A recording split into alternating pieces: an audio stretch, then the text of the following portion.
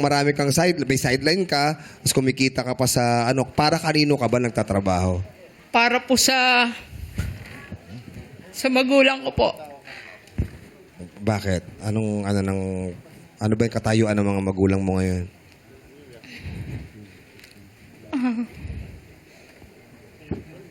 Wala na po kasi yung tatay ko.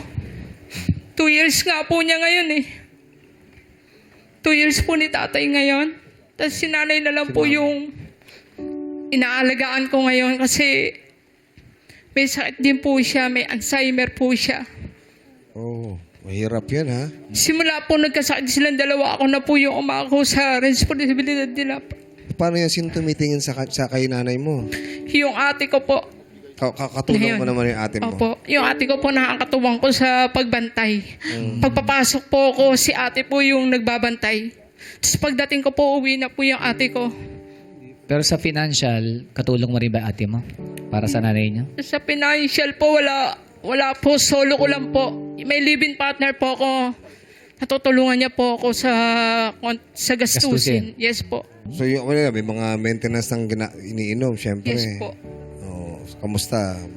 Tsaka simula po noon, talaga po sila na lang po talaga yung pinariority ko. Halos nagtatampo na po yung mga kaibigan ko kasi hindi na po ako nakakasama sa kanila.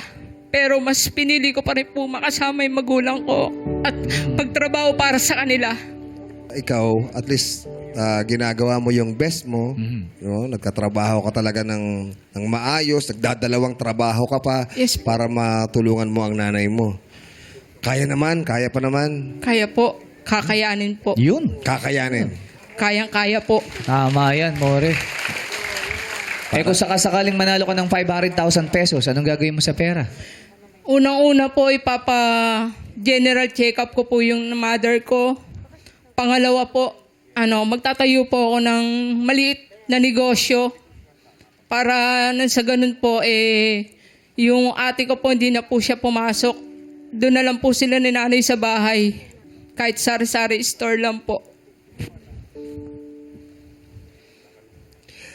Alam mo, dasal namin sa'yo, More. Hiling namin sa'yo. Hiling namin kay Lord na sana gabayan ka pa niya at palakasin ka pa yung katawan mo kasi kailangan ka ng nanay mo. Thank you po. Magkano ba yung maintenance ng nanay mo? Yung isang buwan po niya, nasa 3,000 plus po.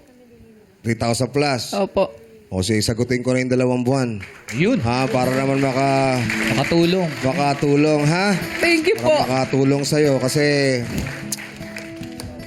alam kong medyo hirap na di ba? Lalo ka na, ginagawa mo yung trabaho mo bilang anak na mag-provide para sa magulang, di ba? Although sinasabi natin na hindi na dapat, pero syempre, iba pa rin yung bumabalik tayo kung paano tayo inalagaan ng mga magulang natin. Walang Talaga katumbas yun. Pabayaan. Walang katumbas yun. Kahit na yung Alzheimer's, kasi para sa anak masakit yung sakit na yun. Lalo na pag hindi ka na Nakilala. Katimbre na nga po sa barangay namin si nanay na pagka lumabas po, pinapauwi po ng mga barangay tanod po. Oo. At least lahat kayo tulong-tulong. Aware Yes yung po. mga kapitbahay mo. Yes po. Pero tatagan mo yung loob mo lalo dun sa mga moment na hinahanap mo yung kalinga niya tapos hindi ka niya maalala. Yun nga po. Yung love will always remain naman. Pero believe kami sa'yo, Amore, kasi nalagpasan mo yung matinding magsubok na yun, ha? Buti nga po nang dahil po sa tulong po sa pagdadasal ko lang po, sir. Tama yun. Amen. Nagdadasal lang po ako palagi. Nabigyan ako ng lakas sa loob at tibay na malampasan tong dagok na dumating sa akin ng mga panahon na yon.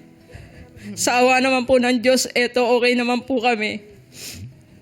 At saka isang paalala lang sa ating lahat na yung mga nakakasalamuhan natin sa araw-araw, may pinagdadaanan yung iba dyan na sobrang bigat.